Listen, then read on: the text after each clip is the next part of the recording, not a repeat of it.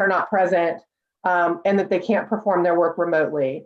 So the first bullet outlines a new proposed leave program that would provide up to 80 hours of paid leave, prorated based on an employee's schedule, for certain non-exempt staff in those positions that I just described. Basically, those who cannot work remotely and who cannot perform their work if students are not present.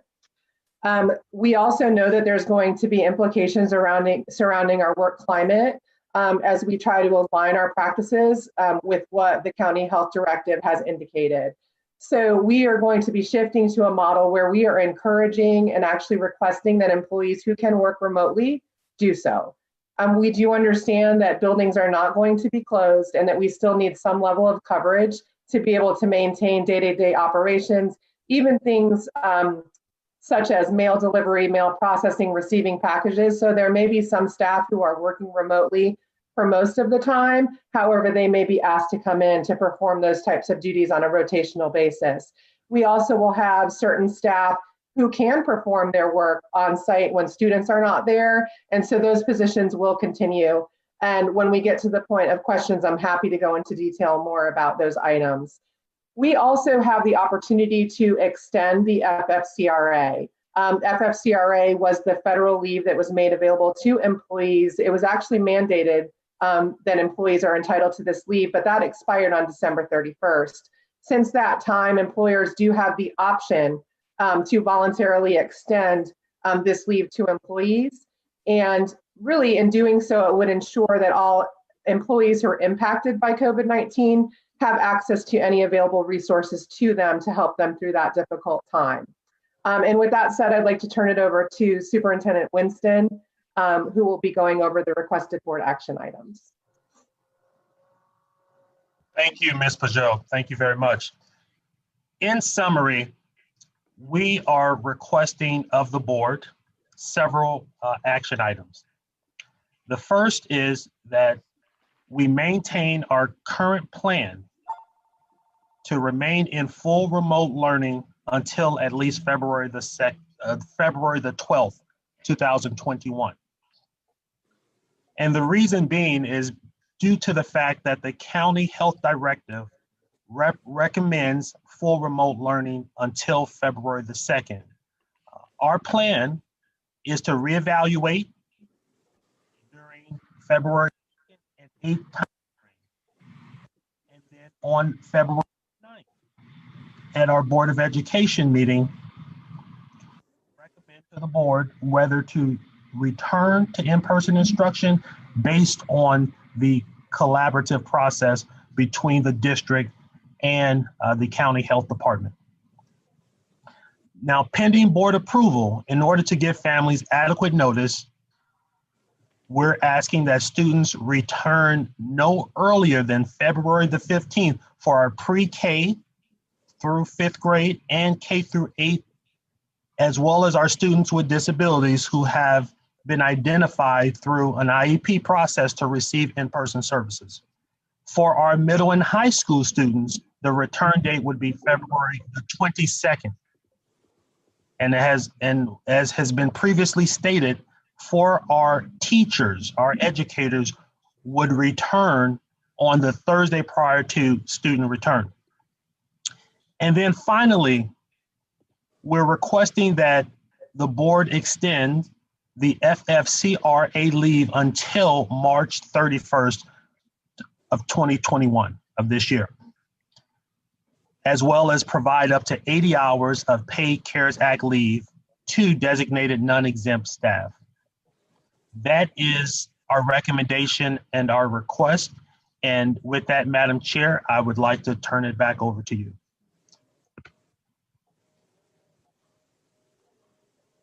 Great, thank you. So do we have any, I'm sure we have some questions here. Who wants to go first? Well, I think you suggested that I wait for my questions. So let's go back to that slide if we could, please.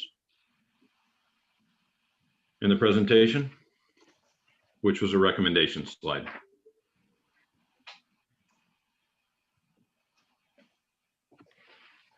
Mr. Superintendent, what alternatives did you consider before bringing forward this recommendation? What other alternatives were there? Yes, thank you for the question. The plan that staff was prepared to implement and remains prepared to implement, the recommendation previous was to, on January the 19th, was to return students who had been in our rotation for in-person learning prior to winter break.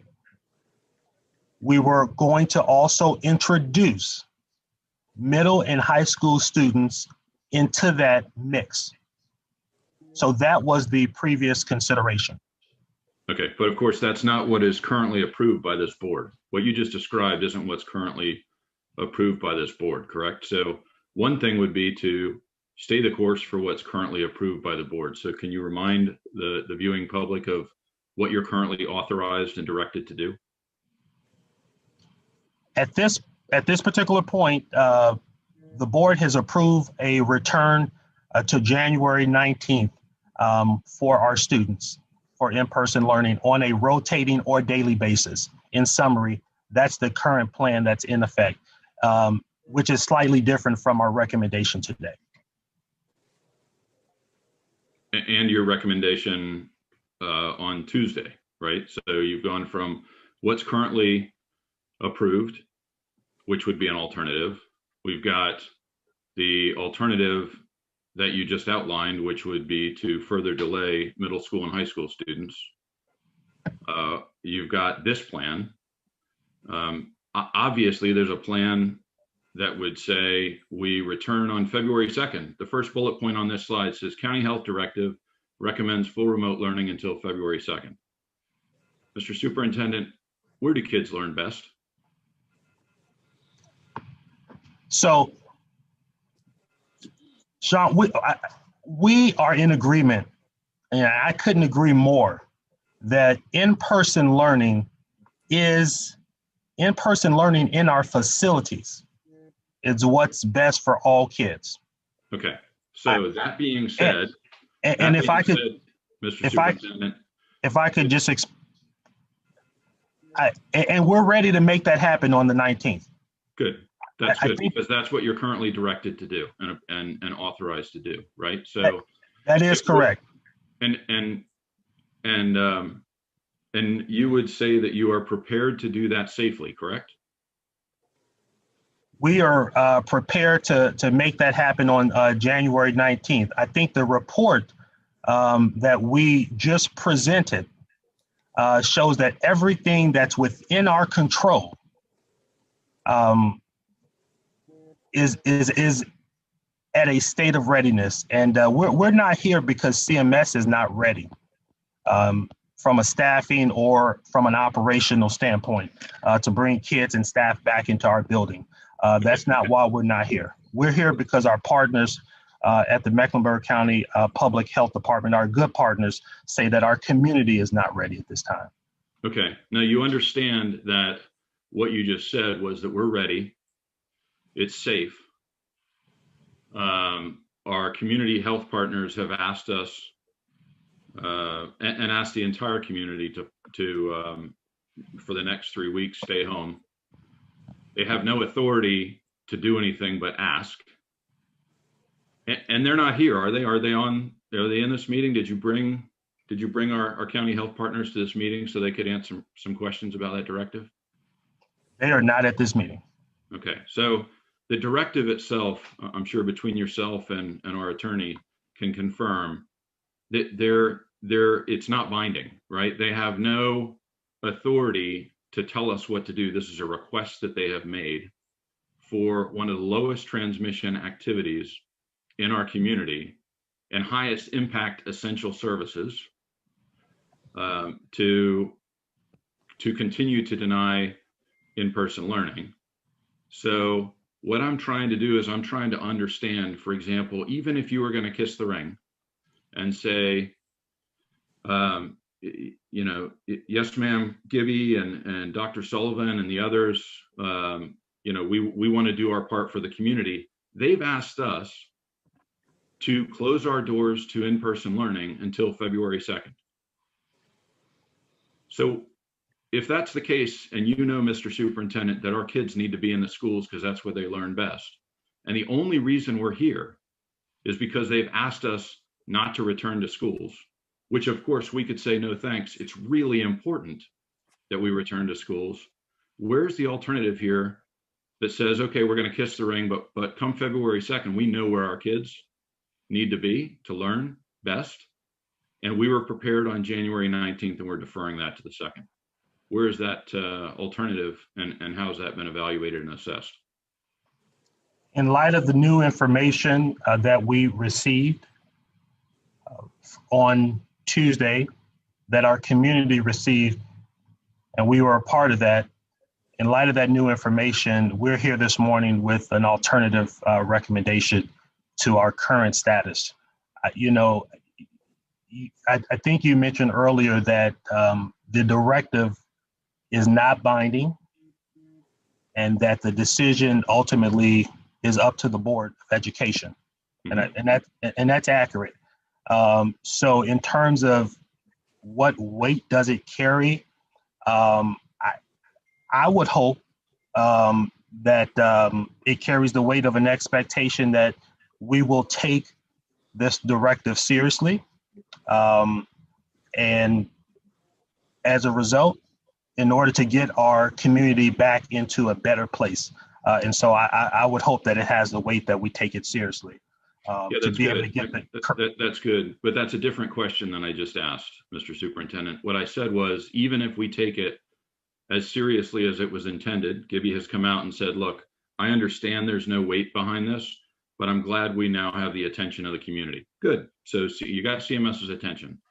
And we kiss the ring and we say, despite the fact that we were ready to safely return on January 19th, what she has asked us to do is continue to deny educating our children as well as we can. You've accepted that point, that that's in person, until February 2nd.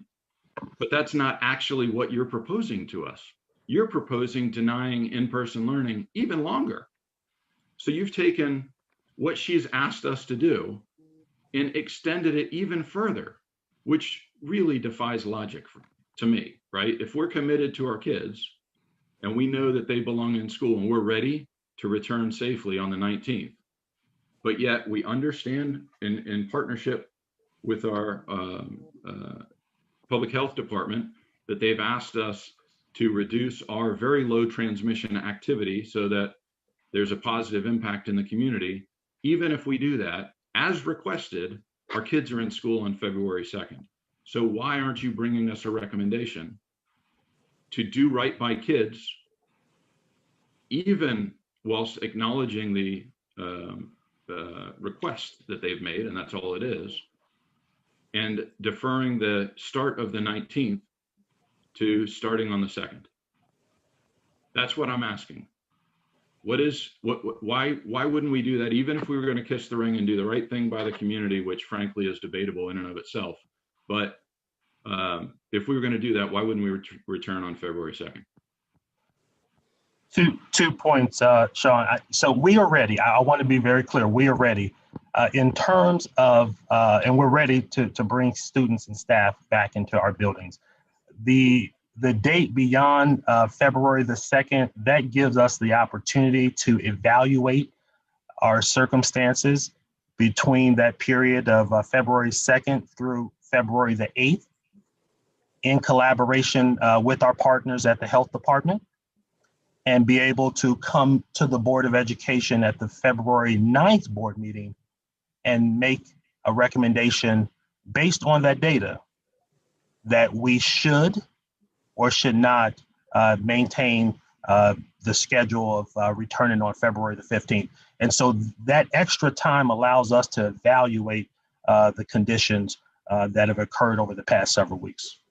Ernest, we're evaluating every day. That's their job. They're evaluating every day. And so, that evaluation takes place every day, every week, right? We can have a board meeting anytime we want. As we sit here during a work day, and this was called without confirmation of availability of several individuals who actually work during the day and have to schedule these things in. We were here at 10:30 this morning. So we don't have to wait for a February 9th board meeting.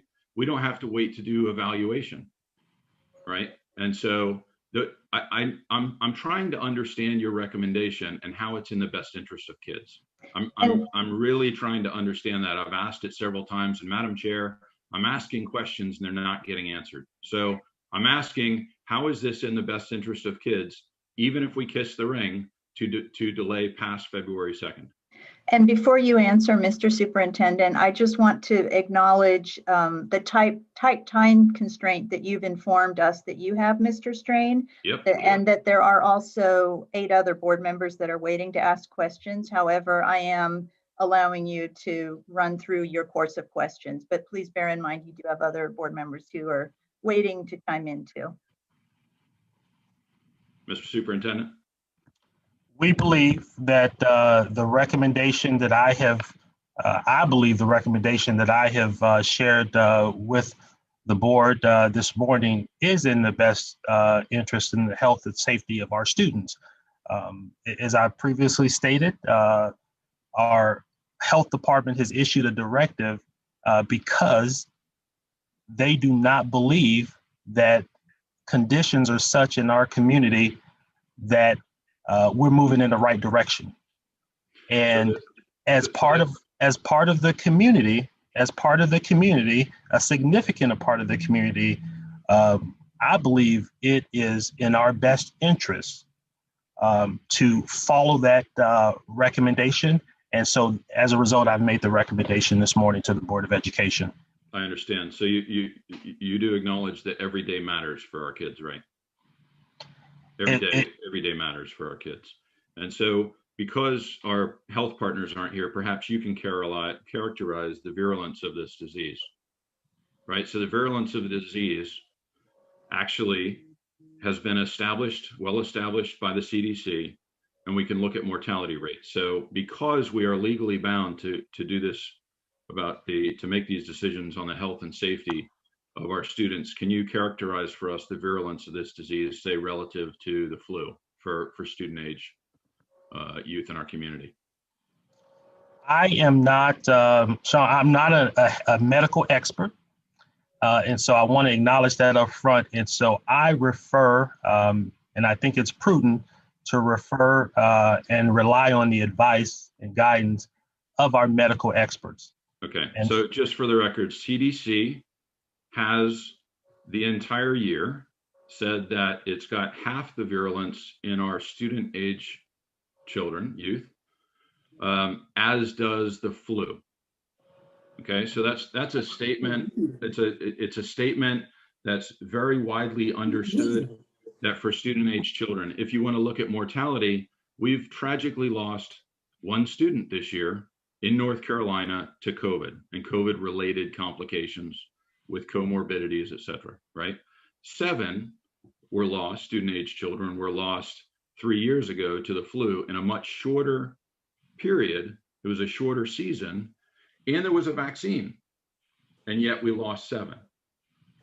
So there is no case that for the health and safety of students that this is required. And that's a medical statement that would be fully supported if the health partners were here that you're talking about that are driving this recommendation, and somehow they're not even here to answer questions. With that, I'll yield. I'll come back later. All right. Thank you very much.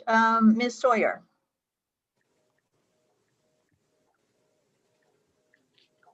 Thank you, Madam Chair. I support the superintendent's recommendation, and just for the record, I would not have supported a full return on January 19th, given our community health metrics, even before I learned of our health director's directive. I think that setting a date of review at the end of the directive's 3 weeks makes sense. because frankly, we don't have a crystal ball. We don't know that if on February 2nd, we could be in worse shape than we are now. We just don't know.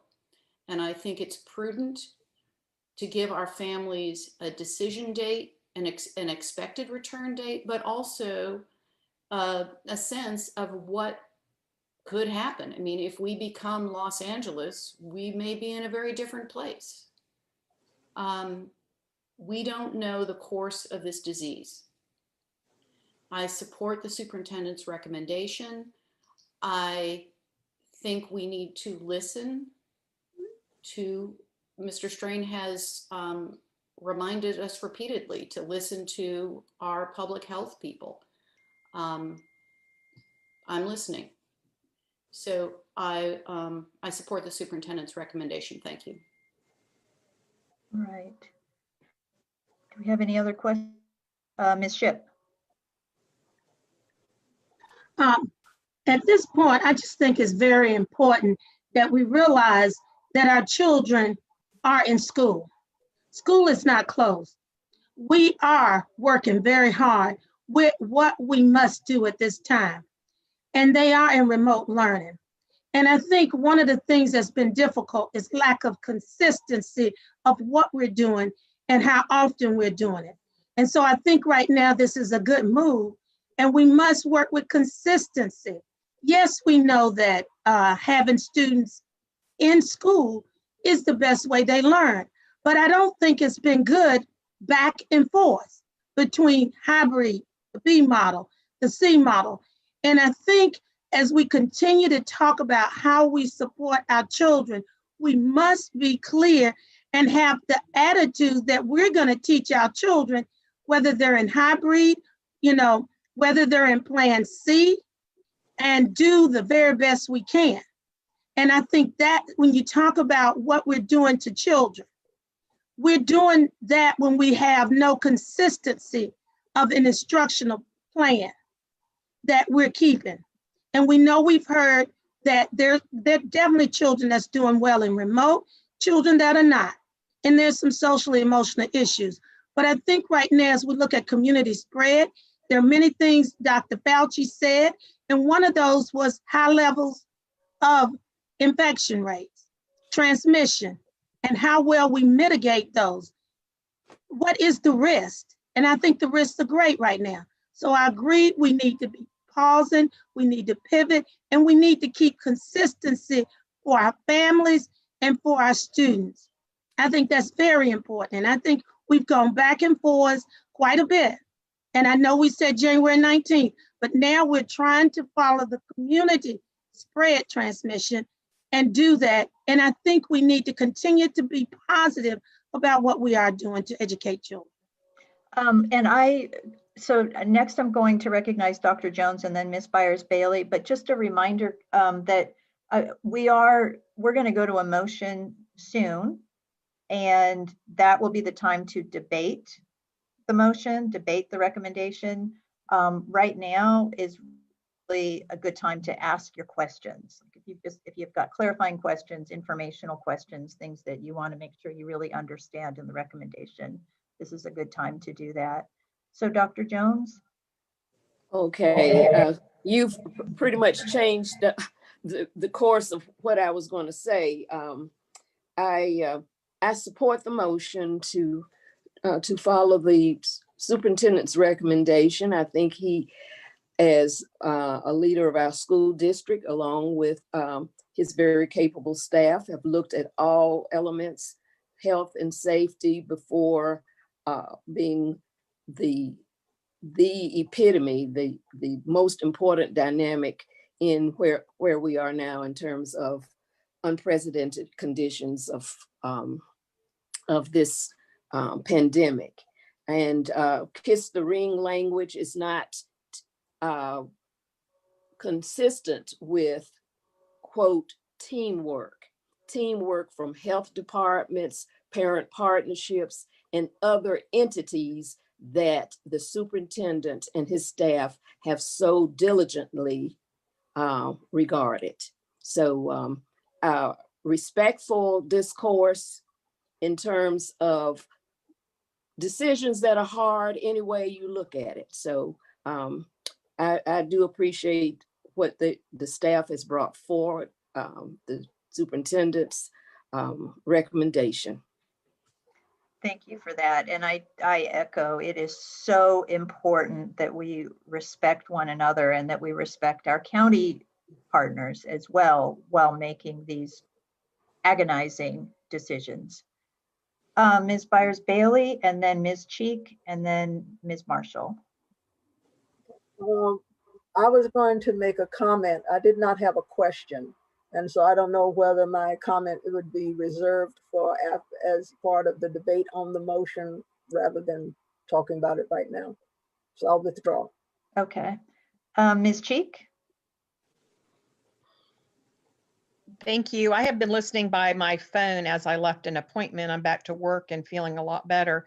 I had a couple things I wanted to say and to ask. First, I would say that some of the tone and the terminology I heard used by one of my colleagues today is very disheartening. I found it to be disrespectful to professionals like Ms. Harris, who I know is working under situation and under strain and stress that we all feel. And it's a very tense and anxious situation for all of us. And I believe that every one of the 9 members of this board and every one of the staff members that's working for CMS truly does have the best interest of children and staff in their heart. And to make comments like kiss the ring to me is infuriating and offensive. And I would like for that kind of commentary to cease for the future. That being said, I will support the superintendent's recommendation, as I have great trepidation about the disease prevalence increase that's been going on. However, I think our community needs to understand that us staying remote is not going to change the disease progression and the positivity rate, because that is happening because people are having social gatherings and are doing things that are not recommended right now. We've been in remote and these numbers continue to grow. So us staying in remote is not going to change that. So we've got to change our behavior as a community, and hopefully it starts here. Superintendent Winston, I have one thing that is it's very small number of students impacted by this, but it's something so close to my heart. As you know, I'm always an advocate for student athletes. I believe that athletics can take a student who's an average academic performer and give them the drive to become an outstanding academic performer. Athletics provides much more than just the physical sport and the competition. It provides mentorship. It provides, in many cases, a father figure or mother figure for students that are deeply needing that. It provides leadership opportunities. It provides learning how to work collaboratively. I could go on and on for an hour and tell you all the benefits of organized team sports. I would like for your consideration to amend your recommendation to allow any sports right now that are in their final stages of competition at the regional and state level to be allowed to continue until that team is either eliminated or until the state finals have happened. I would also recommend that they not be allowed to practice in person, but that we waive that opportunity. We give them that opportunity, which every other LEA in the state of North Carolina is giving their kids. And I'm going to try not to get choked up, but I cannot imagine an athlete that is ready to run their regional cross-country meet on Friday morning to be told if they win and are able to progress. And we're talking about a couple dozen kids here maximum. If they're able to progress, that they would not be able to compete for the state finals the following weekend with the rest of North Carolina. We have taken away so much from kids. And I know this is only a few, but to me, it matters a lot. I don't have a student athlete anymore, but I've had 3. And so I would like for your consideration, and I know several of my board members are in agreement with me, to allow those sports that are in their final stages of regional and state competition to be allowed to continue until the end. And hopefully they'll all win, and we can bring them on a Zoom meeting in a couple months to celebrate their state championships. But I urge you to consider that and make that recommendation to our sports teams right now. Other than that, it's with great sadness that I do support this, because I know that it is not what's best for the majority of our students from an academic perspective. And I urge the community to reduce their activities that are contributing to the spread, And I would remind my colleagues that are really data focused that Dr. Fauci has said all along that if community spread was over 12%, that he would consider that to be a time where he might pull schools back out. And we need to start thinking about things that we are closing rather than schools. I agree with that 100%. But right now, because of that piece of data right there that Dr. Fauci said, it does give me the ability to have comfort with moving forward with this recommendation, as long as we fix that little part about the regional and state sports. And that is it. I yield my time. Thank you. Mr. Superintendent, do you want to respond about the athletics before I move on to the next question, or? I'm happy to, Madam Chair. Thank you for the opportunity. I do not disagree with the comments shared by Ms. Cheek. It has been agonizing and heart-wrenching to have to bring such a recommendation in light of all that our students have been through over the past almost a year now. And it's not a decision that I've taken lightly. As a former student athlete myself, certainly probably not as good as you all were in your days, but as a former student athlete, I understand the value that sports play in the lives of our students. And so I understand, I get it, and it's a tough decision, and it's not a widely popular decision. Certainly, I'd love to hear what other board members' thoughts are, but you understand that this, I'm here to make tough decisions. I believe it's the right decision, but I'm certainly open to hearing what other board members have to say. Okay, Ms. Marshall, and then as we go to other, so I'll see Ms. Marshall, Ms. Shipp, and then as we go to other, we'll go around here, but feel free to ask more questions, but also I would like to hear you weigh in on this athletics. And I'd like to make clear this decision about athletics, that's an operational decision that is in the superintendent's purview. It's not something that we're going to be voting on today, but I know he wants to hear our feedback as board members and reflecting what we're hearing from the community. So Ms. Marshall. Thank you, Madam Chair. I'll speak to the sports item, and then I do have another a question or so. This is very difficult, and there is and I am looking at this in a couple different ways. I'm looking at a group of students that was finishing things, and particularly had one of the sports being outside. So I feel that there is less risk there, and that gives me great comfort. I also know that our folks that have been working with our volleyball team have just done a tremendous job. And even though that has been inside, I think we have had great success. So I would be in favor of those sports continuing through this. And it's a very short period of time. So we are not talking about weeks and weeks here. They're in their final competition. So I'd like for them to be able to manage through that. What I would say to those athletes and their families, if this is to pass, or if this is going to happen, that I'm also counting on you all to frankly not leave your house except to go to a competition. We're just going to have to make sure that we are safe. And that's the whole point of why we're here today, because our community spread is so high. So that's sort of my thought on this, Superintendent Winston.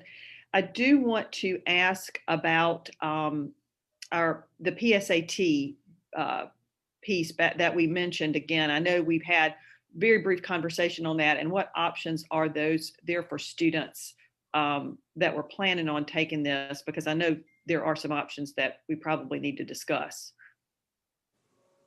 Thank you, Ms. Marshall. I'm going to defer to Dr. Barnes, who has joined us. Dr. Barnes? Thank you for that question, Ms. Marshall. We've been in correspondence with the College Board, who oversees the administration of the PSAT, particularly this National Merit Scholarship Qualifying Test. Customarily, that PSAT is administered in the fall, in either the months of October or November. Because of mass school closures across the country, the College Board arranged for an alternative date, which is currently January 26th. We've asked if a second alternative date can be offered, and the College Board has regretfully said that they cannot offer another test for this particular exam. What students may be able to do,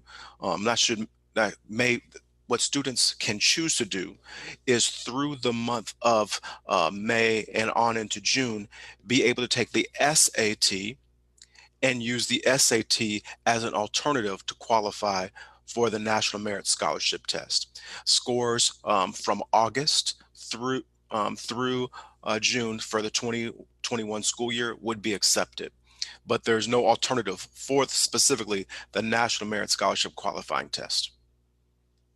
Okay, thank you. Thank you. One thing I do want to emphasize as we're going forward, in whatever we do with this plan, is that our reporting, it's been difficult over the holidays, and we acknowledge that on Tuesday. We miss, and this is for our COVID case reporting. So thank you, Dr. Barnes. I'm finished with my PSAT question. I appreciate that. We miss cases, and I think part of that is, again, it's difficult to when we were on vacation, basically, to report that and sort of where we are. But I think that is so important for us to have really good data, because I'm just a little concerned that the data that we have is not as accurate as we all would like it to be. And so whatever the picture is, whether it's lower transmission, higher transmission, we just need to know what it is. So I am going to encourage us to, no matter the case, be able to identify cases between students and staff that are happening when students aren't in the building. And that would include trying to figure out how to quantify or just keep records somehow of even high school students and middle school students that haven't been in the building yet, and where they are in this. So I'm not giving any specifics. I just want us to consider that. Again, the thing we've got to have is good data. So, and I know we're trying to get that information, and nobody's trying to hide anything. We just need to know what is happening. So that's yet another comment. We'll probably I'll have some other comments as we move into the next part of the motion. Okay, Ms. Shipp, and then Ms. Fowler, and then Ms. Sawyer. So Ms. Shipp, did you have questions or did you have any feedback on the athletic? Yes, I want to weigh in on the sports, because initially, and I've heard from parents as well, I mean, personally have called me about this, and initially, yes, we need to be careful about our sports. And initially I was like, yes, we're going to be in remote, so all of our children, even our children in our sports. But as I continue to think about these particular students that are so close, they're in competition, they may win national situations, I think we have to say there's no one size that fits all.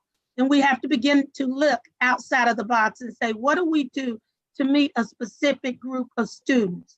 How do we meet their needs? How do we do what's best for children? And here we're talking about academics as well as social and emotional levels for our children. And I did run track and field in middle school.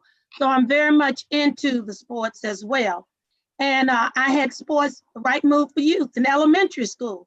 And parents were all concerned about students playing sports that young. So I do understand it. But I think in this case, we do need to make an exception. We do need to look at what's best at this moment. So I would, yes, go for making a change and ensuring that these students get to continue. And we're talking about a small group in a short period of time. So I would say, yes, we need to make that happen. Okay, so Next, let me go to Ms. Fowler. Do you have any questions about this recommendation, Ms. Fowler? Yes, so my question is about the PSAT. It was said that the May and June SAT will be fine for the national merit. My question is, will the waiver and transportation be provided for students as it would be for the PSAT? Because the PSAT was going to be administered at school, there was going to be transportation. It was not going to be a cost for students to take the test. And many students need this for the scholarship that is provided. Right now, College Board annually offers its own process for being able to request fee waivers. But I think the point that you made as far as how do we reimburse students who may not have already taken the SAT, because it can be the SAT taken throughout any time throughout the school year. How could we potentially reimburse folks? We do not have a process right now for how we process that, but that's something we have discussed as a team to be able to defray the cost for students who might experience a financial hardship, no matter what their previous financial conditions may have been.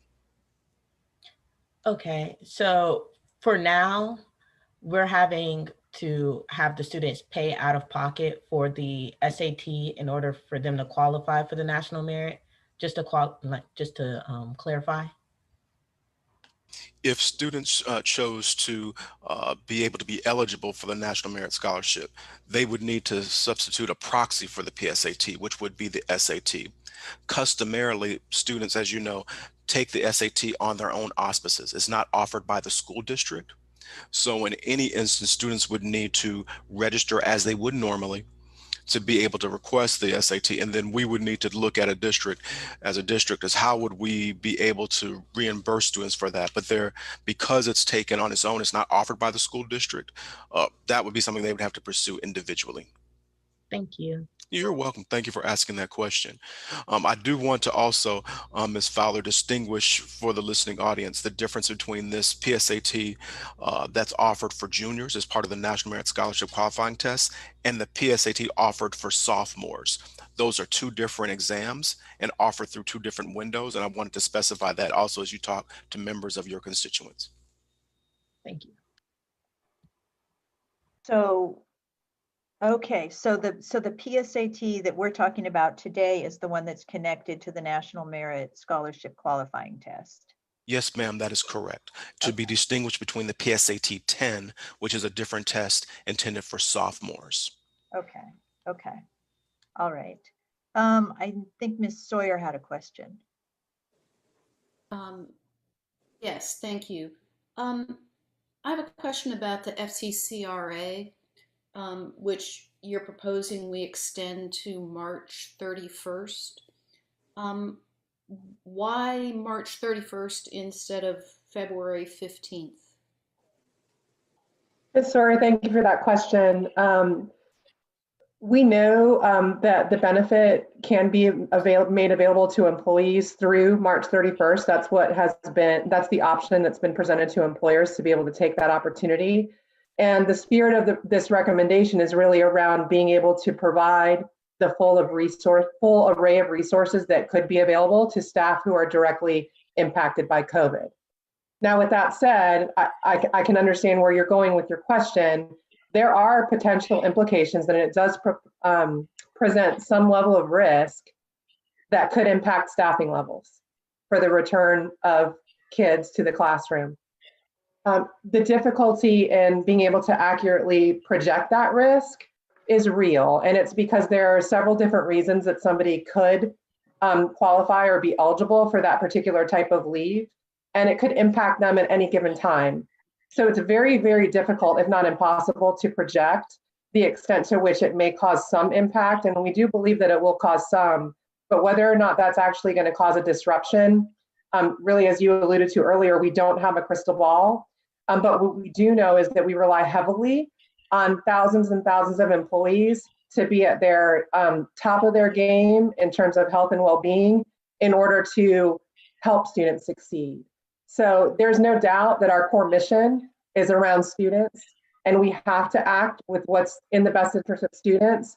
But to be able to get there, we have to make sure that we take care of our employees. So that is why I believe, and I don't want to speak on behalf of the superintendent, but the reason why I believe the staff and the superintendent are asking the board to consider this is because it is in effect providing access to all of our employees, all of the resources available to them in the event they are directly impacted by COVID. Thank you, thank you.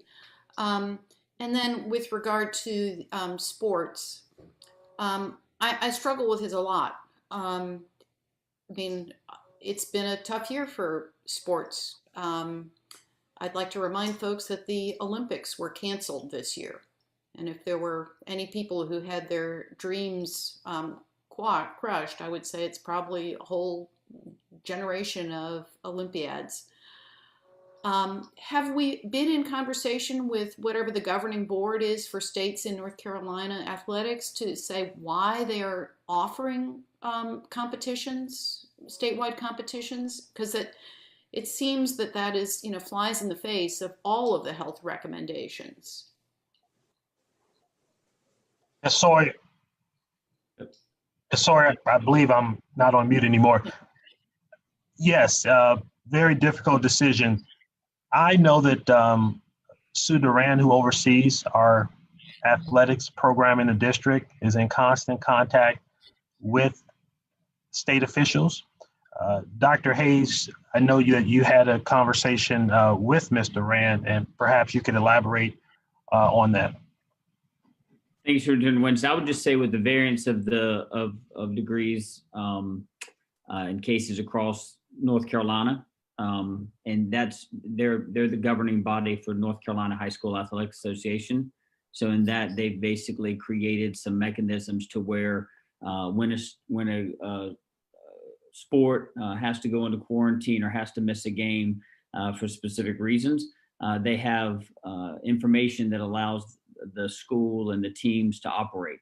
They also have clear guidance that they provide across the state of North Carolina around safety measures, and the expectation is that schools will adhere to those safety measures, and if they don't, North Carolina High School Athletic Association has said that they would shut it down.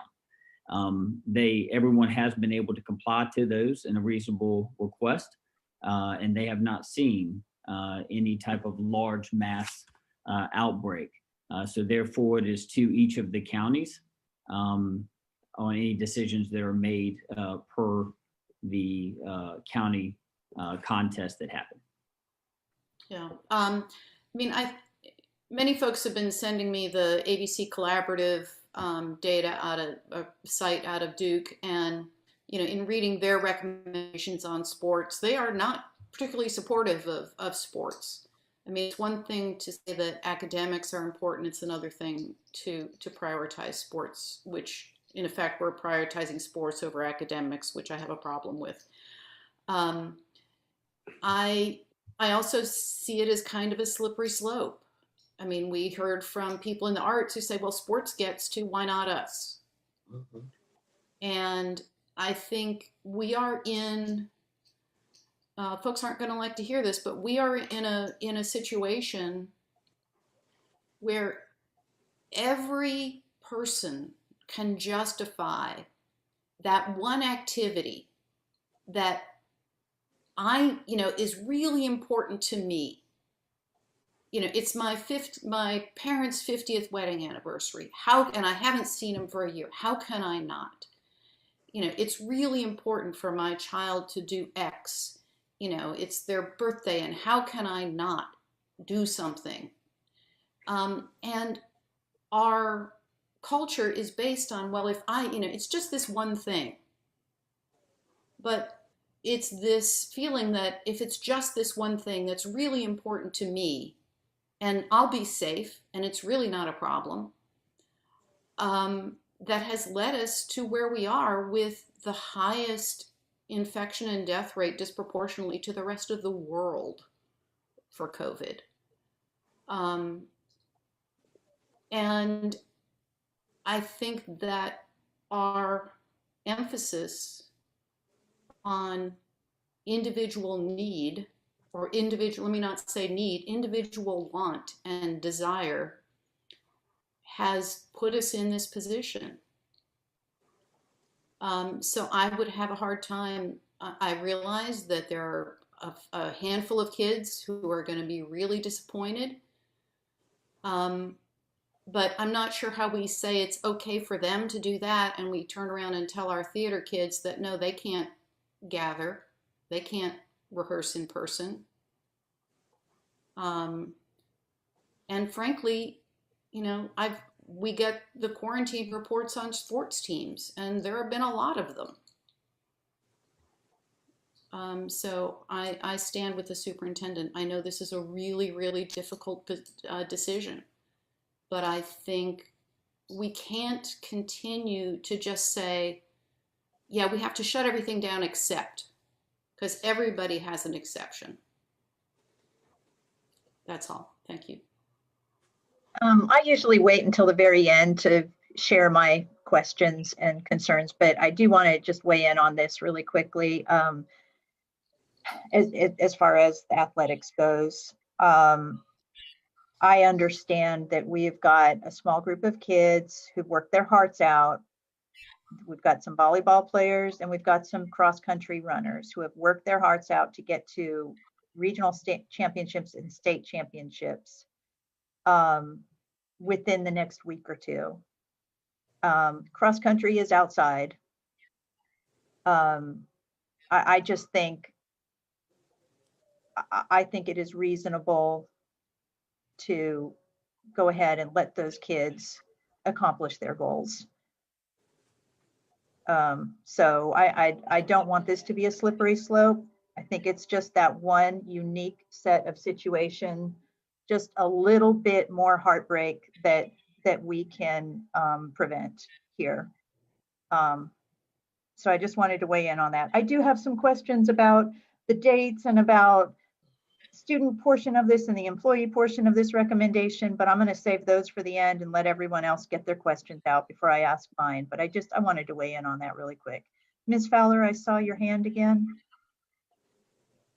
I just want to speak on as a student athlete myself.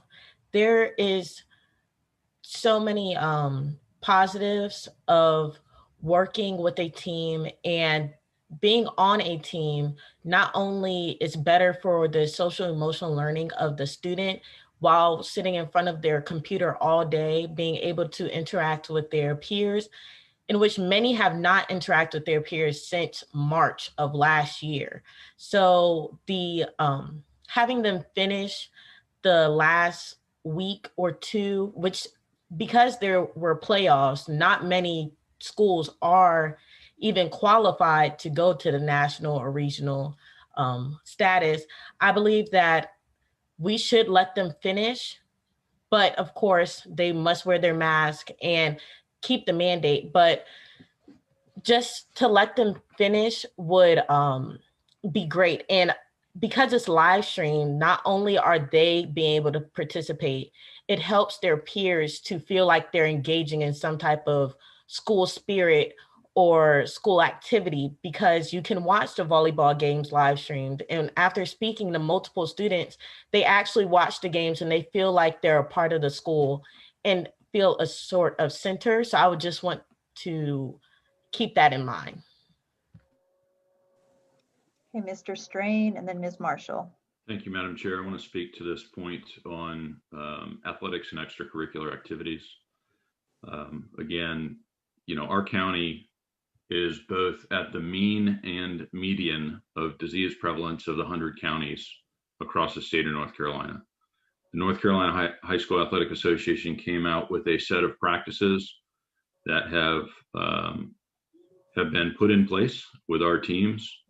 And one of the advantages of sanctioning this athletic activity was that our coaches got involved and engaged and helped our student athletes to make sure that those protocols were put in place with fidelity.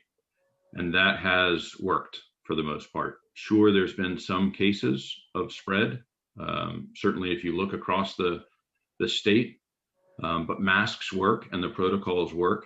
And I think taking this away from kids, frankly, those who have been working towards starting seasons and those who are working to finish seasons, there's not a case to do so given the risk profile that exists, because we've been demonstrating, and our students, our student athletes have been demonstrating that they can do this safely using the protocols that have been put in place, and there is no reason, none, to take it from them now. Thank you. Okay, Ms. Marshall. Just to make one comment, because I think many of us have weighed in on this.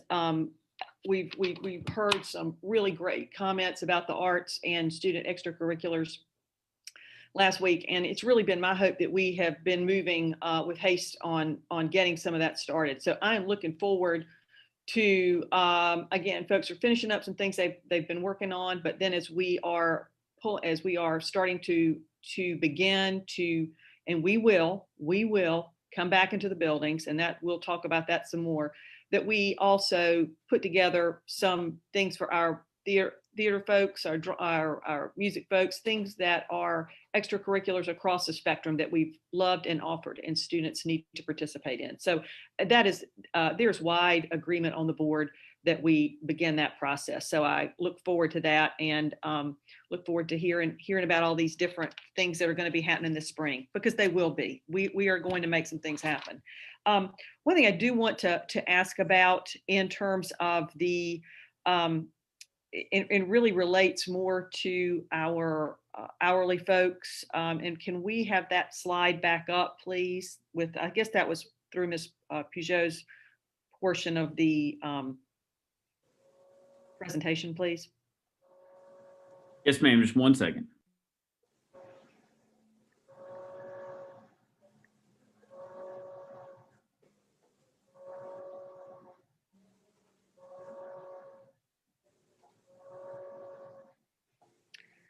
So I'm as a person who sort of came up through the finance world a bit, I mean, I've got some questions on how some of this is going to work, and where we are right now. We have been able to access different pots of money and do different things to keep our folks employed to this point. Mr. Superintendent, Ms. Peugeot, have we had to furlough anyone at this point in time? Ms. Marshall, we have not. Okay. And that's a great thing. And that really goes to the ingenuity of our staff to figure out how we can use our bus drivers, particularly to drop off food. And that's been a great thing. And I know that some of that is going to continue, and we're going to try to figure out all kinds of ways for our folks to be engaged in work that's different than we would normally expect them to do. However, this sort of change in guidance does not come free. And I would like to sort of talk about how we might be looking here to get us through the 15th and the 22nd. And I think Ms. Shirley is on the line. Can we just have a sort of a brief commentary on where we think we might be able to access funds, and sort of where we think we are going forward? I think the public and the board needs to know that. Understood. And I think before I would defer to Ms. Shirley for any comments on the specific funding, I do want to share that clearly, if you do the math, we're talking about 80 hours currently, or up to 80 hours for impacted staff. And when I say impacted staff, it is approximately 2,500 employees who are in positions that we've designated in HR very carefully to determine really that they could not do their work in a remote capacity or when the students are not present. The cost of that leave is approximately $1.7 million per week. So based on existing CARES Act funding that we had already set aside, we are confident and know that we can first and foremost take care of our employees who need it the most by providing them this leave that will effectively carry them for the 2-week period. Between now, I shouldn't even say now, even yesterday, and as soon as we knew that we were going to have to quickly pivot into this type of situation where most of our employees were working remotely, we knew right away that this could potentially impact our hourly staff.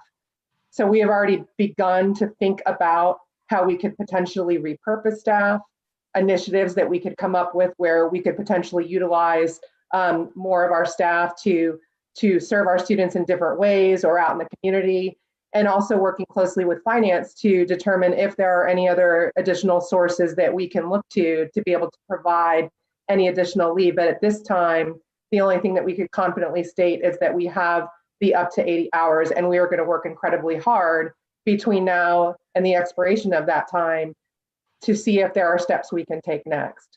Now, you mentioned furloughs, and we have not had to furlough employees up to this point because of the creative work that's been done, not only in HR, but across the departments to come up with alternative work for employees. So we do feel good about potential additional solutions, but it does not mean that we would not have to come back to the board and have that discussion. But I really would like to focus first on everything that we can do before we get to that point. Okay. And with that said, I don't know if Ms. Shirley or others have questions for Ms. Shirley on the specifics related to finance. Okay, do you have additional questions for Ms. Shirley? I know that Ms. Shirley is a master at trying to find ways to accomplish our goals. So I know that she is got a very sharp pencil and is working towards that. I guess I would say if she's got any comments she wants to make around this in terms of efforts or just comments she'd like to make in terms of how we are going to finance going forward. I would just reiterate what Ms. Pageau has already shared, that we obviously began right away trying to identify if we could use CARES Act leave funding available and have secured enough to cover these initial 80 hours.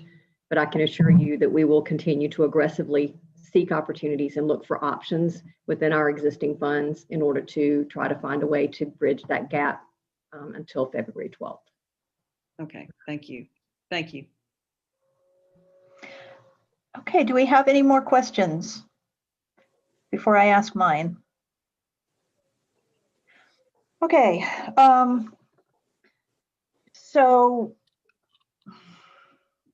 you know, what we're wrestling with here is safety and academics. We all want, every day, I think we want more desperately for our kids to be in the schoolhouse, even though, you know, remote schooling is working fine for some kids. It is not working fine for a lot of kids. So we all want that. And we're wrestling that with a safety issue, a serious safety issue. And so, you know, it is, we were all really looking forward to January 19th, getting our high schoolers finally back in that building, getting our middle schoolers finally back in that building, and getting our younger kids back to school with the friends and their teachers. And yet the numbers are just in a really bad place. And I think when Ms. Harris said, what was her quote at the, she basically said to the commissioners yesterday that she is not comfortable with kids going back to school right now. And this is her line of work. I mean, I have found Ms. Harris to be very careful with her words. She doesn't say things like that lightly. And so when I heard that, I had to give that a lot of credence. You know, granted, the county directive is not binding, but it's still significant. Ultimately, it is our job to make this decision, but we have to use all the information available to us, including what we're hearing from the experts at the county health department. And so I don't see how we go back January 19th. I just don't think that's responsible. The other thing that we're balancing, so on the one hand, we have to balance between safety and the ideal academics of having everyone back in the classroom. We also have to balance the needs of our students with the needs of our staff who are there for our students. We don't have school without staff. Our students don't have school without teachers and bus drivers and custodians. And so I am glad that we can increase, that we've got enough CARES Act funds left over to offer 80 hours of leave, because I want to make it clear to the public and to our CMS family that when we're in remote learning, there are a lot of CMS employees who can work in remote learning. And then there are some employees whose jobs cannot be done remotely and for whom there is no job if we're in remote. And I don't want those folks to stop getting a paycheck. I don't want them in the unemployment line. And so I'm glad that we've got enough CARES Act funding for up to 80 hours of paid leave.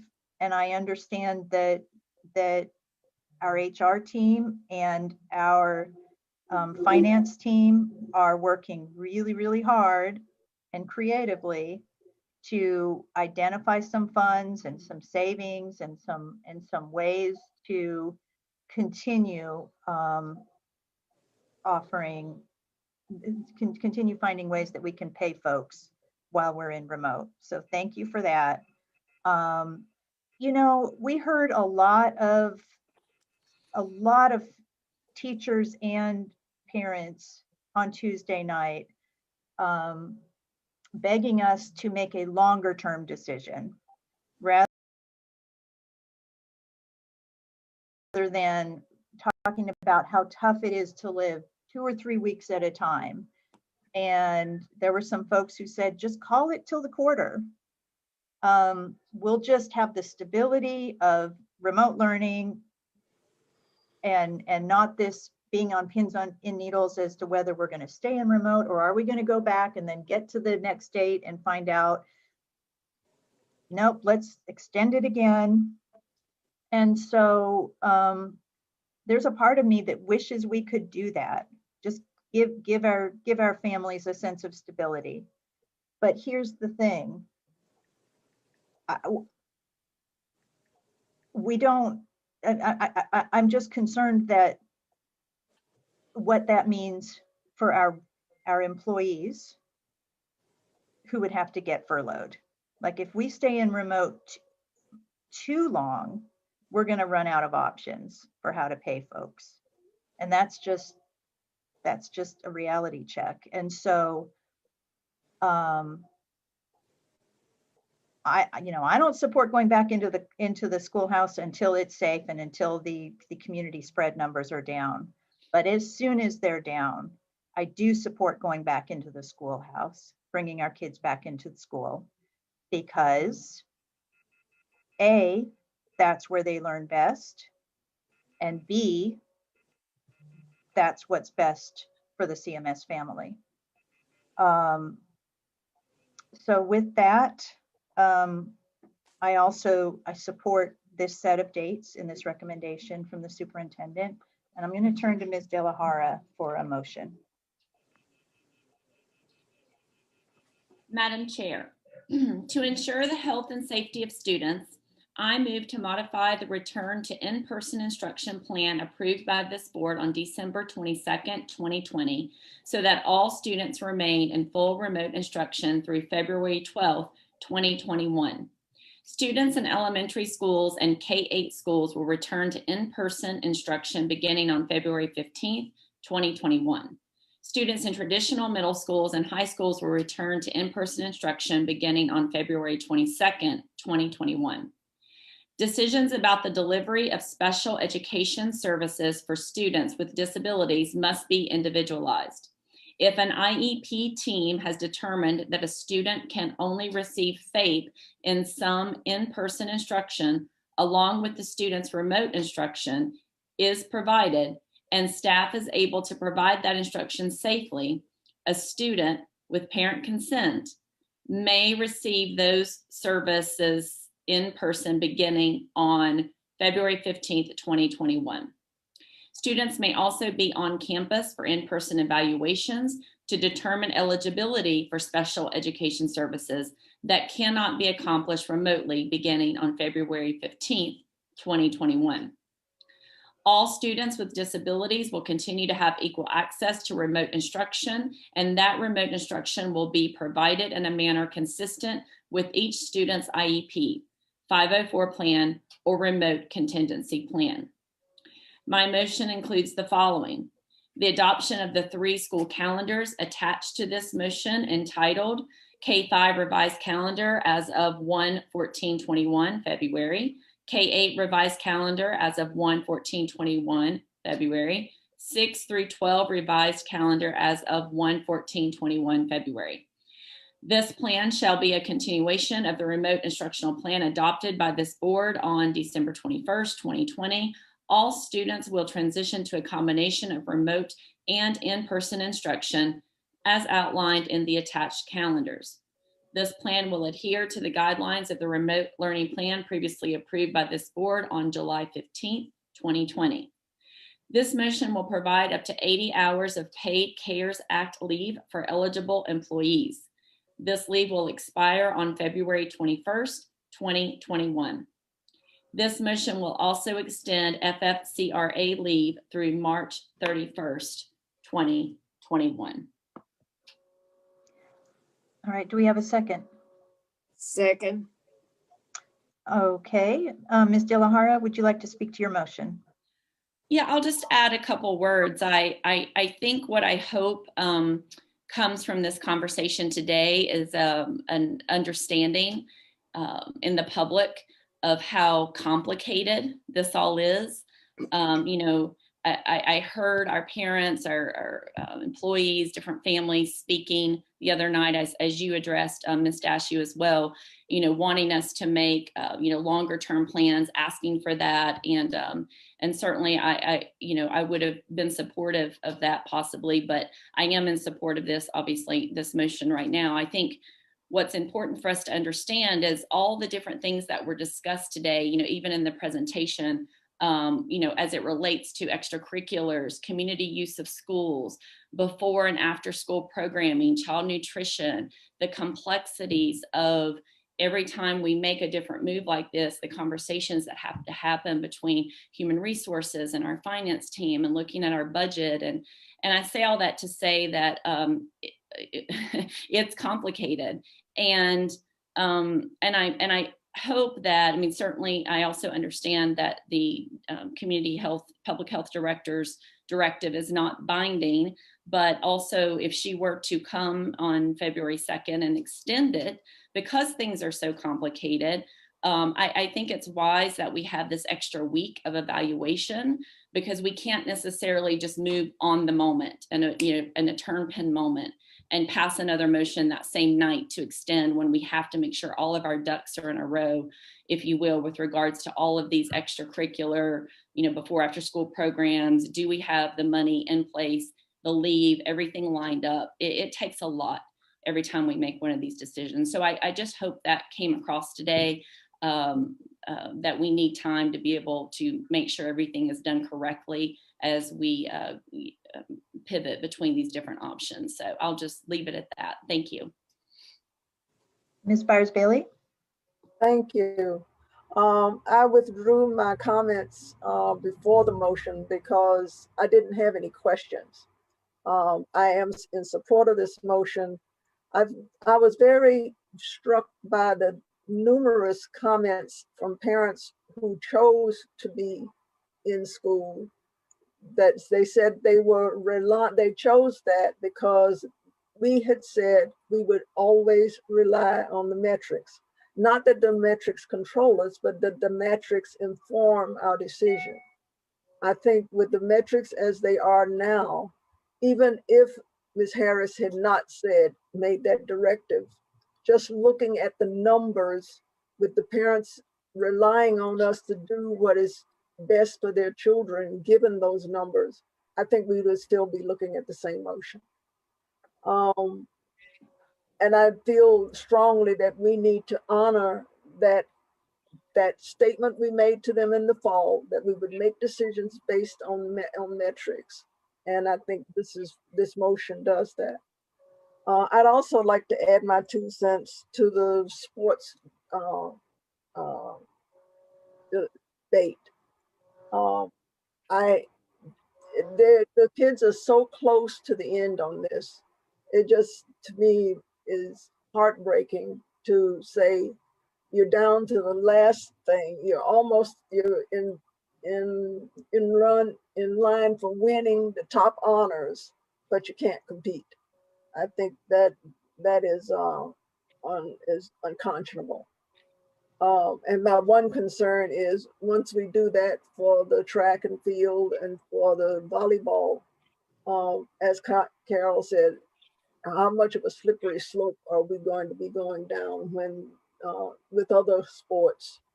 Now, I don't think we have anybody else that's in this final stage, but they're going to say, well, why not me? So I think we're going to have to be very judicious with respect to what we're doing with sports in the future. But I'm going to put my 2 cents in on honoring the request for these particular events. Thank you. Anybody else want to weigh in on the motion? Ms. Sawyer.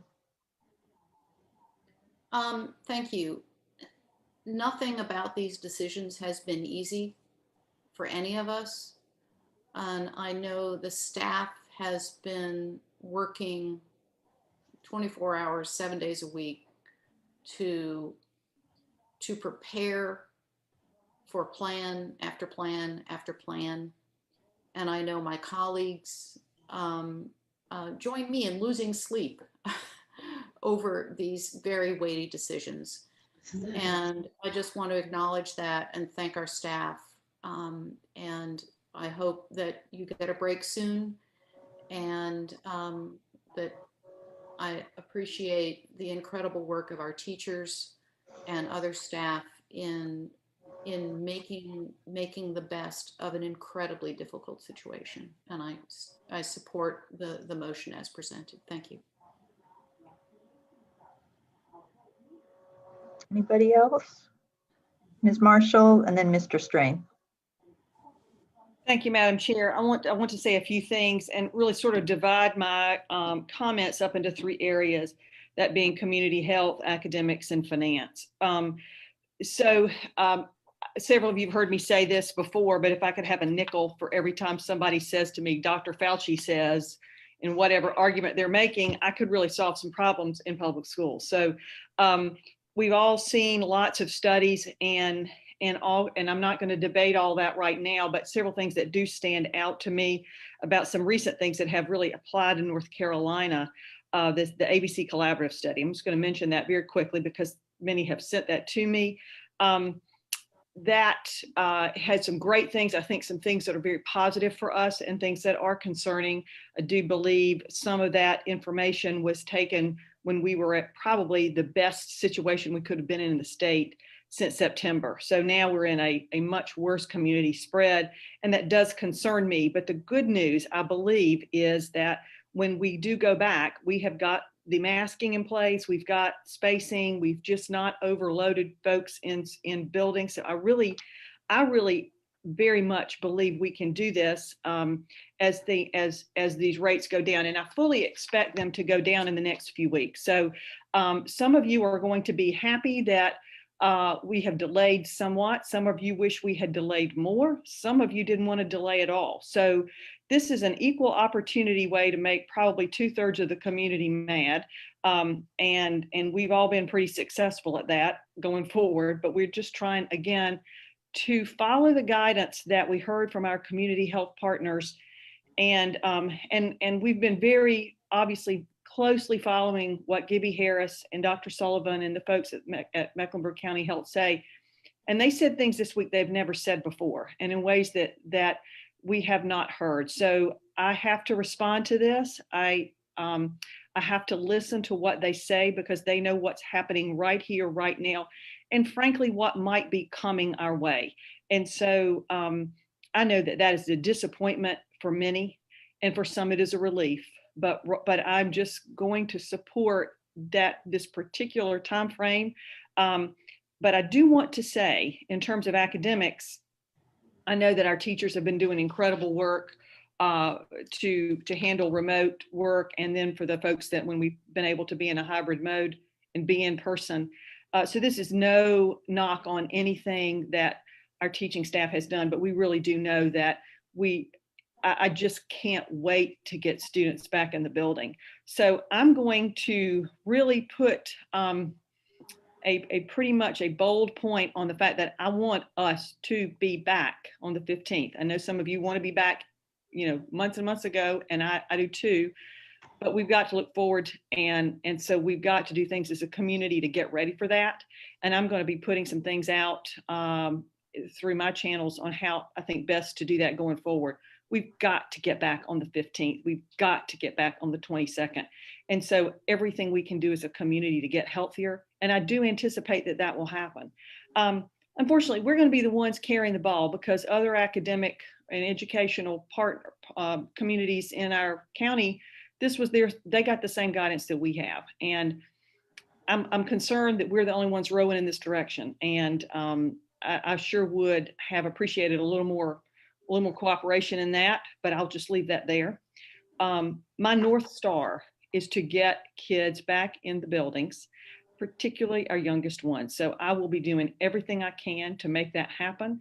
And again, I want us to have good data that we look at and understand fully where we are.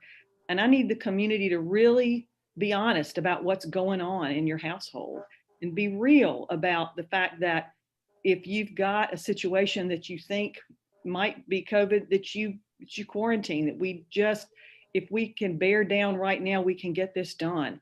And that's the most important thing, I think, right now. And to the rest of our staff, this is not going to come cheap to be able to stay out for a long period of time. This is real money. And I am concerned about how we go forward with this. And I do want to keep every single person in the CMS family on this payroll. So I'm going to be watching that. And so that's why I am pushing hard, very hard, to the 15th. And if the magic wand happened and we saw these rates plummet and we could get back sooner, I'd do it. But I know we have to give some dates. We have to give some folks, some people, some things to respond to.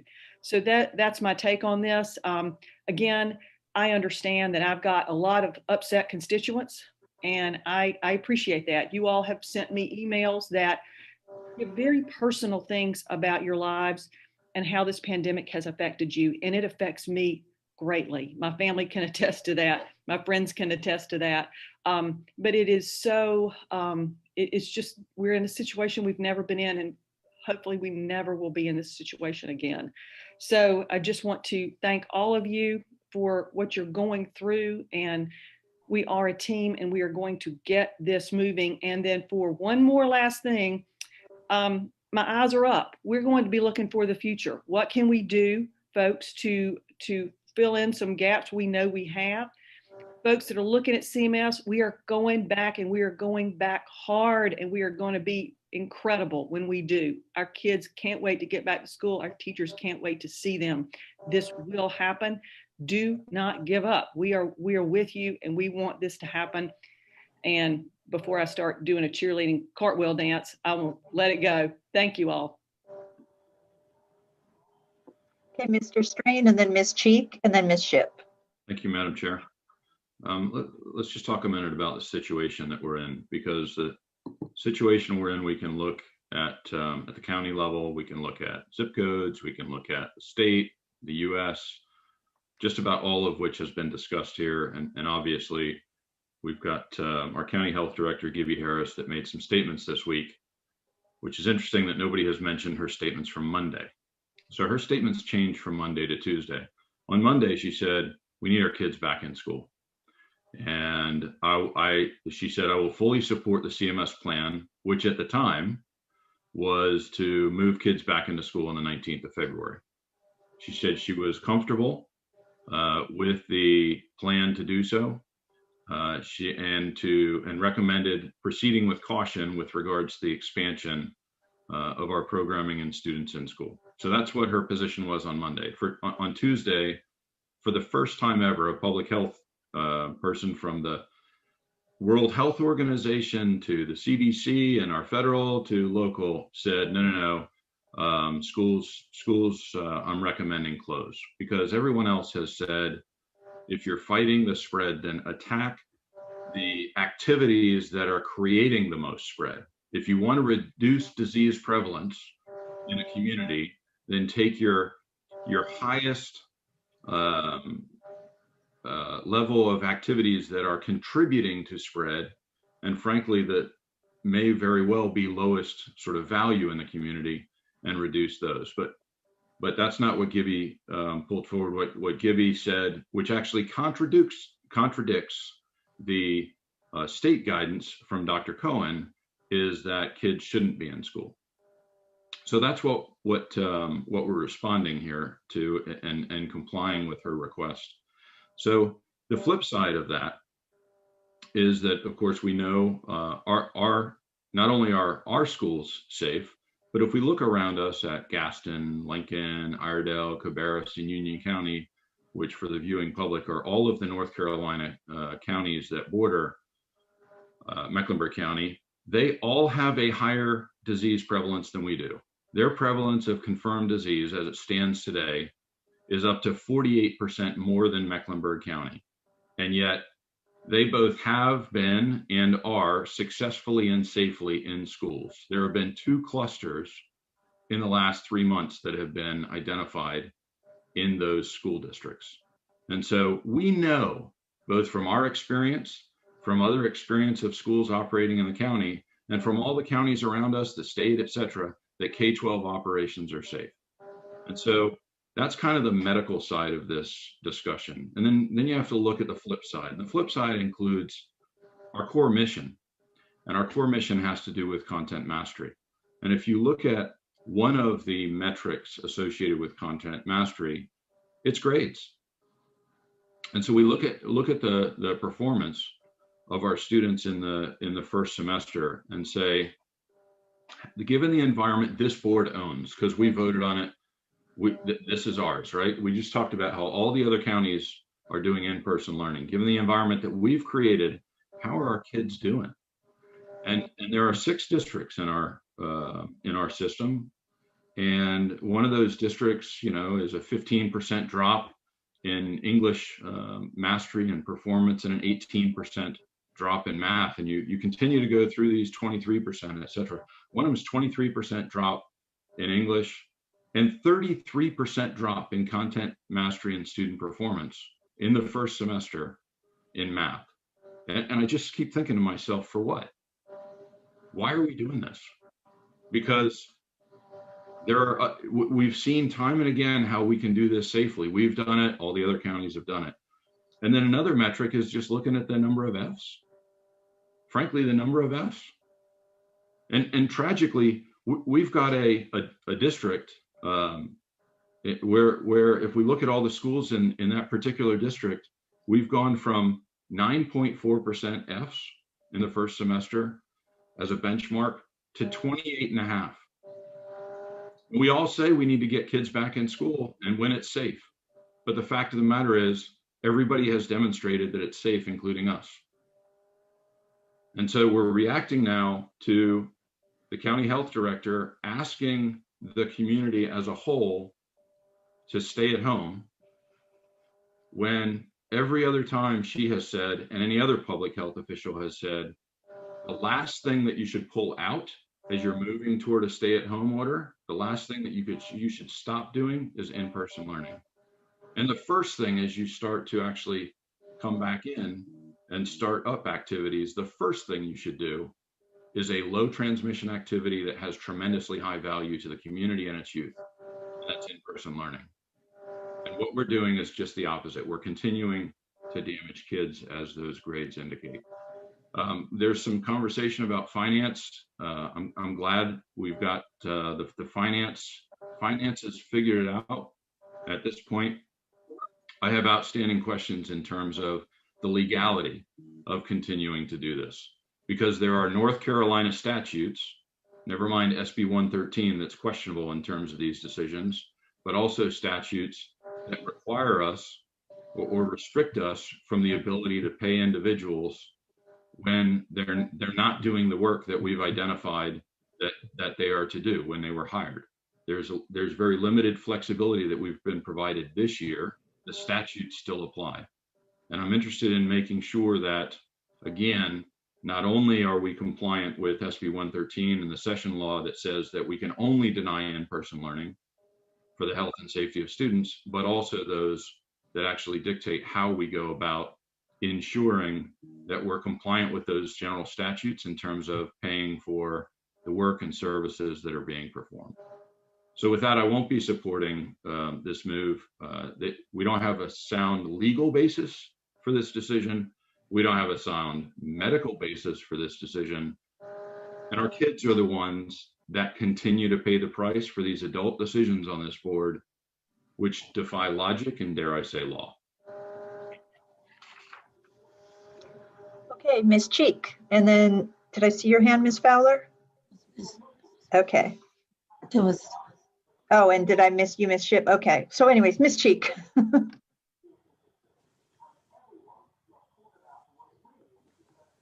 Are you with us, Ms. Cheek? Okay, I'll come back to you. Ms. Fowler, and then Ms. Ship. Hi, so I would just like to say that grades are not evident of mastery at this time. And when we say that our students are testing lower, we did not have the adequate tools and the adequate time that the teachers have with their students in regular in-person learning. The online school is a learning curve for all of us.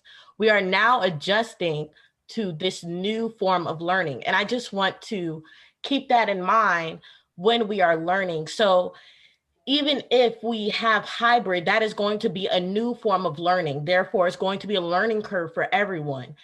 It's going to break the consistency that we already have, and more students are starting to adjust to the online schooling.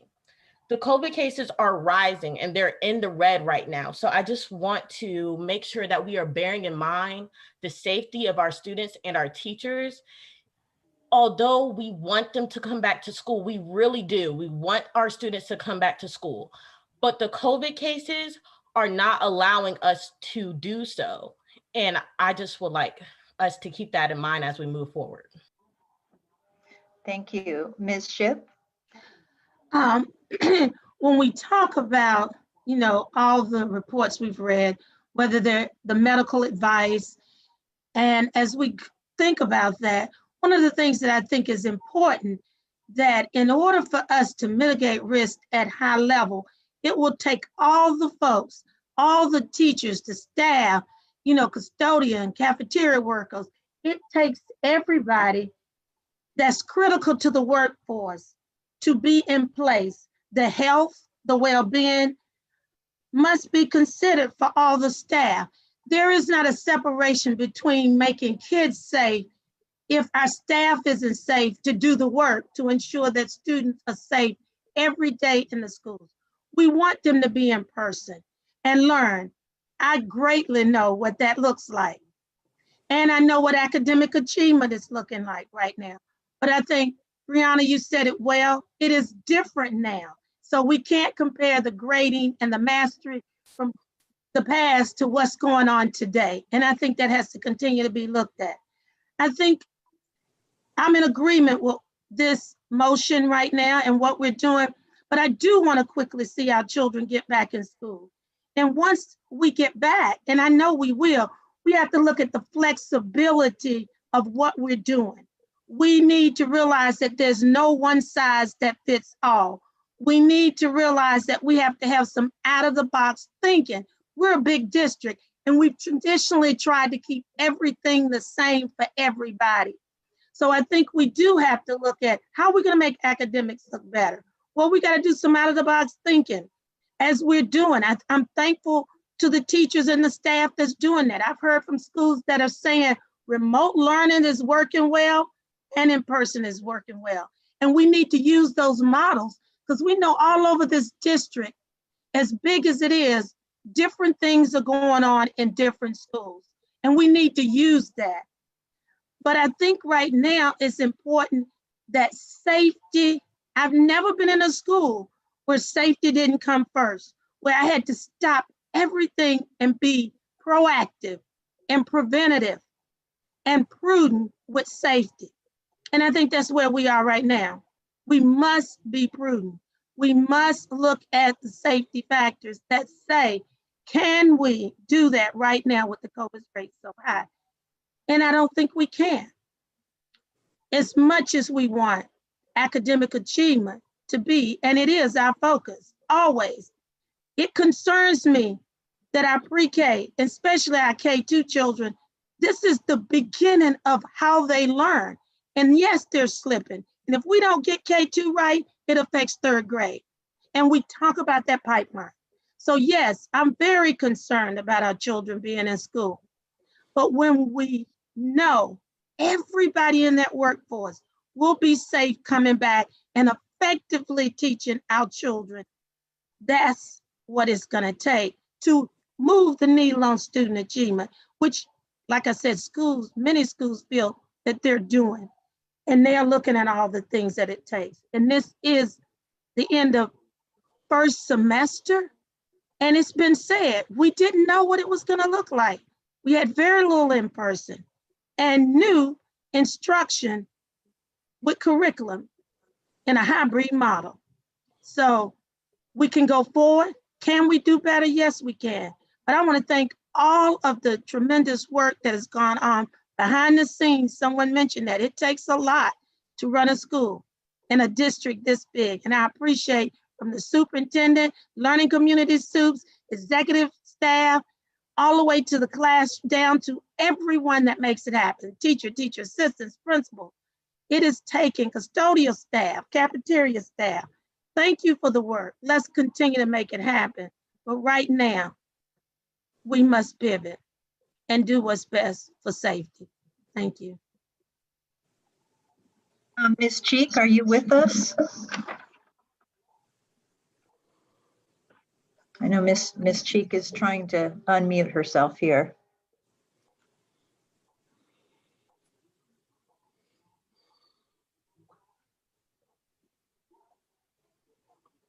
Well, okay. Does anybody else have any comments? Dr. Jones, do you have anything to add?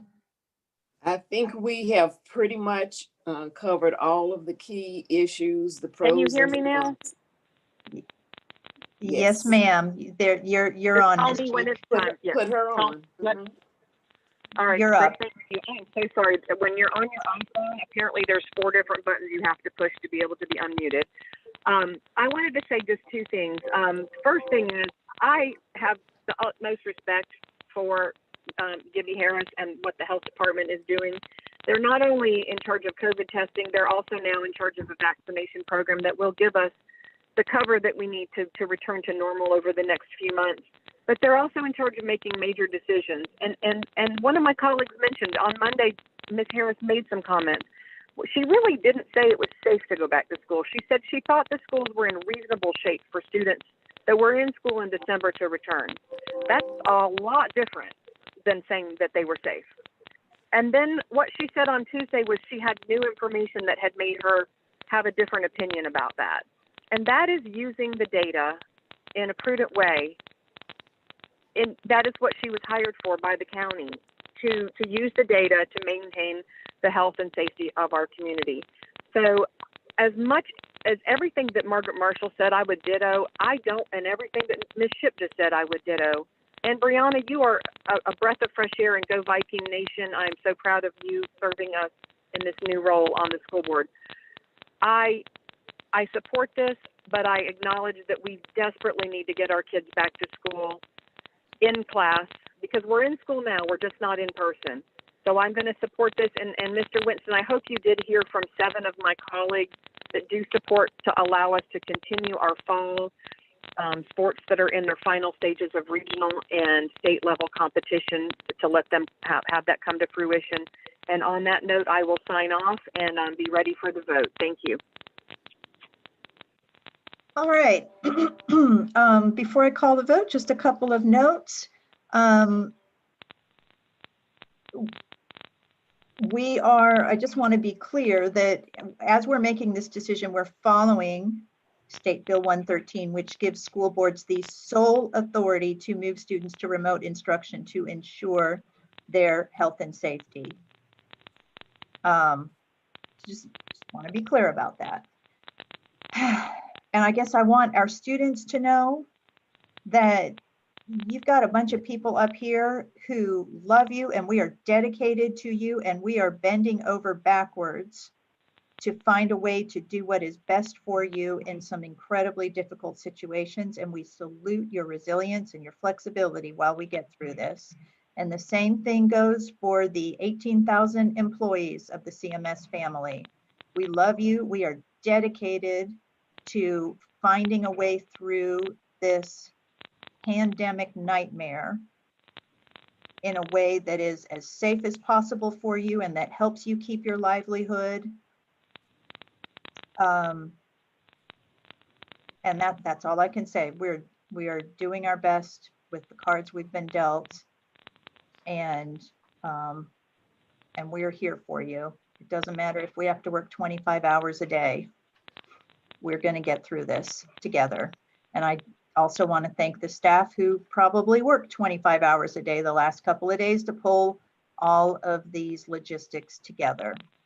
And with that, Madam Chair, would you please call for the vote? Thank you, Madam Chair. Board Member Rhonda Cheek, how say you? I vote yes. Board Member Dr. Ruby Jones, how say you? Yes. Board Member Carol Sawyer, how say you? Yes. Board Member Margaret Marshall, how say you? Yes. Board Member Sean Strain, how say you? No. Board Member Lenora Shipp, how say you? Yes. Board Member Jennifer Delahara, how say you? Yes. Board Vice Chair Thelma Bias Bailey, how say you? Yes. Board Chair Elise Dashew, how say you? Yes. Madam Chair, the motion passes by a vote of 8-0.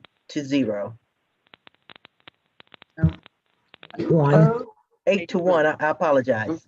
Madam Chair, I apologize, 8-1. Okay, and before we adjourn, Mr. Superintendent, do you have anything else? Yes, Madam Chair. I believe that based on what I have heard and clearly from the will of the board, and I know that you stated earlier that it is an operational decision regarding the request for an exception for our student athletes who are in the regional and state playoffs to allow them to continue to compete. And I believe there are times when exceptions should be made. And I believe this is one of those times. And so with that, I believe it's in the best interest of kids, which is the lens in which I sort of filter all decisions. And so with that, I want to amend my previous position as it relates to that one exception. Okay, and just to be clear, that's not part of the motion. That's not part of what we were just voting on. That is within the superintendent's purview. So thank you so much. I know we all here are guided by what's best for kids. And with that, that concludes our business for today. I will now entertain a motion to adjourn. So moved. Second. All righty. We've got a motion from Ms. Byers Bailey, a second from Ms. Sawyer. All in favor, please raise your hands and say yes. Yes. Yes. Any opposed? All right, seeing no opposition, we are adjourned. Thank you all. Thank you. Thank you. Thank Thank you.